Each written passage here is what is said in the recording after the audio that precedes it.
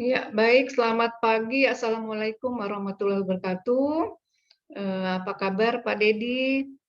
Ya, ya. Hari ini kita akan melaksanakan asesmen penyuluh anti korupsi tingkat pertama. Ya, Pak Dedi sudah mengirimkan APL 01 permohonan untuk menjadi penyuluh. Ya, itu sudah saya lihat juga. Namun sebelum kita mulai asesmen ini, perlu saya jelaskan ada pengantarnya dulu. Ya, kita bisa lihat di sini ada slide-nya. Nanti kita bisa bersama-sama. Kalau ketika saya menjelaskan ada yang ingin ditanyakan, boleh langsung ditanyakan seperti itu ya Pak Dedi.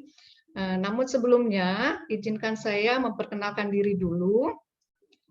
Saya Fonita, saya adalah Widya Iswara di BPSDM Provinsi Lampung. Sehari-hari bertugas mendidik, memberikan dikjarti pada diklat-diklat CPNS dan PNS. Kemudian saya bergabung menjadi penyuluh anti korupsi itu tahun 2018.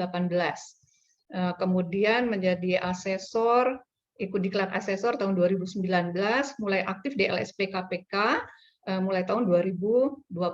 Kemudian hari ini saya ditugaskan sebagai asesor dengan asesinya Pak Dedi. Seperti itu Pak Dedi ya perkenalannya.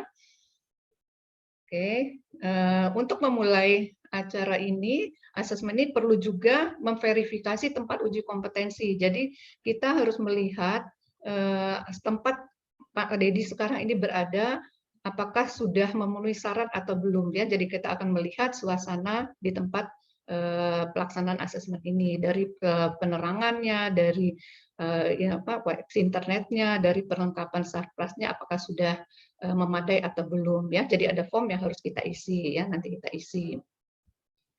Baik, kemudian ini tadi mengulang lagi bahwa pengantar asesmen itu terdiri atas pra, yang artinya tadi sekarang ini adalah pra gitu ya, pra saya menjelaskan dasar-dasarnya pengertian asesmen ya. Kemudian kita diberi waktu selama 4 jam selama proses asesmen ini ya, mulai kalau pagi, sesi pagi itu jam 8 sampai jam 12 berakhir ya. Jadi tidak boleh melampaui waktu yang sudah ditetapkan.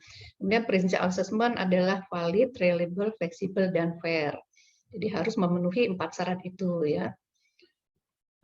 Kemudian tujuan asesmen itu bukan ujian, bukan juga rekrutmen. Jadi Pak Dedi nanti ketika mendapatkan rekomendasi menjadi penyuluh anti korupsi, jadi kita bukan pegawai KPK gitu ya. Ketika memberikan penyuluhan juga tidak diperkenankan bahwa saya adalah penyuluh anti korupsi KPK seperti itu. Ya, tapi ini adalah pengakuan mandiri ya atas kompetensi yang dimiliki oleh setiap individu. Nah, penelusuran bukti-bukti itu harus mengacu atau berpedoman ke standar kompetensi kerja yaitu SKKNI 303 tahun 2016. Nah, di dalam SKKNI 303 tahun 2016 itu ada 4 jenjang ya untuk penyuluh anti korupsi, dari jenjang pertama, kemudian jenjang muda, madya, dan yang paling tinggi adalah utama. Nah, di dalam SKKNI 303 itu ada 20 unit kompetensi ya. Nah, saya lihat Pak Dedi mengajukan untuk menjadi penyuluh anti korupsi pertama, yaitu dengan harus menguasai 5 unit kompetensi ya. Nah, 5 unit kompetensi itu adalah UKAS 1, 4, 5, 7, dan 9 ya, dari mengaktualisasikan nilai-nilai integritas sampai membangun sikap anti korupsi. Kemudian dalam hal ini ya, pada pelaksanaan asesmen ini ada 3 hal yang akan diakses, yaitu penelusuran bukti-bukti. Yang pertama adalah integritas peserta, kemudian adanya pemahaman materi anti korupsi dasar ya, 15 materi topik gitu ya, 15 topik materi anti dasar, dan keterampilan melakukan penyuluhan ya. 3 hal ini yang akan dilakukan asesmen.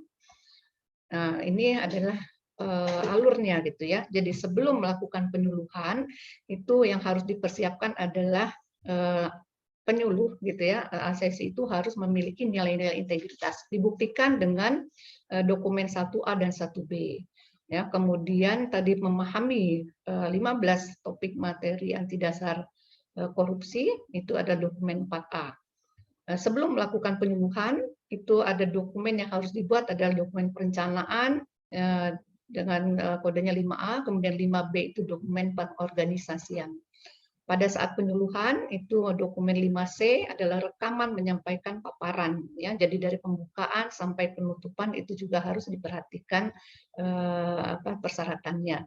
Sesudah melakukan penyuluhan ada 2 dokumen yaitu dokumen evaluasi dan laporan ya. Jadi itu dokumen-dokumen yang harus disiapkan oleh asesi.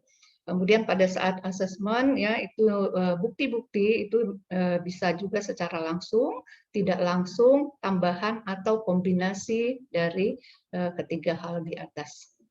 Ini tadi sudah dikatakan bahwa ketika asesi itu dikatakan kompeten harus melanjutkan bukti-bukti yang harus memenuhi 4 syarat sebagai berikut. Yang pertama harus valid, sah ya. Kemudian asli, terkini, ya update gitu ya, up to date, kemudian harus memadai ya, seperti itu. Alat uji asesmen ya yang akan kita lakukan pagi ini sampai menjelaskan nanti adalah verifikasi portofolio. Jadi saya sudah memeriksa ya portofolio yang Pak Dedi kirimkan. Kemudian dari portofolio itu mungkin saya akan menggali lebih banyak yaitu dengan wawancara, juga nanti ada persamaan lisan dan tertulis. Untuk penyuluhan ya mungkin saja saya nanti meminta Pak Dedi untuk mempraktikannya secara langsung walaupun Pak Dedi sudah mengirimkan videonya gitu ya, video penyuluhan. Kemudian ada beberapa dokumen juga yang harus diperbaiki karena masih belum memenuhi persyaratan. Jadi nanti ada perbaikan dokumen ya, seperti itu Pak Dedi. Ini yang akan kita lakukan. Kalau ada yang kurang jelas boleh ditanyakan ya. Ya, ini untuk mempertegas lagi sebagai seorang penyuluh anti korupsi ya, apa motivasinya dan kemudian nanti ketika sudah menjadi penyuluh apa rencana tindak lanjut dari Pak Dedi itu juga harus dijelaskan. Baik, APL 01 sudah saya lihat sudah lengkap, ada KTP, NPWP, kemudian ada sertifikat lulus e-learning ya, jadi itu sudah cukup ya, sudah bagus. Saya meriksa APL 02 yaitu asesmen mandiri ya, asesmen mandiri di mana asesi itu mengakui bahwa dirinya sudah kompeten ya. Kita lihat juga nanti ini APL 02-nya apakah seperti itu. Kalau memang sudah, rekomendasi asesor bisa dilanjutkan di proses asesmennya. Ya, itulah tadi pengantarnya. Nanti kita baru masuk ke asesmennya. Baik Pak Dedi, itu tadi pengantarnya. Saya rasa cukup. Kalau ada yang mau ditanyakan sebelum kita masuk ke proses asesmennya, ya saya kasih waktu untuk Pak Dedi untuk mempelajarinya lebih dulu, ya. Nanti kita lanjutkan lagi. Baik, kita cukupkan sekian untuk pengantarnya Pak Dedi, ya, untuk dipersiapkan proses asesmen selanjutnya. Ya, terima kasih. Selamat siang.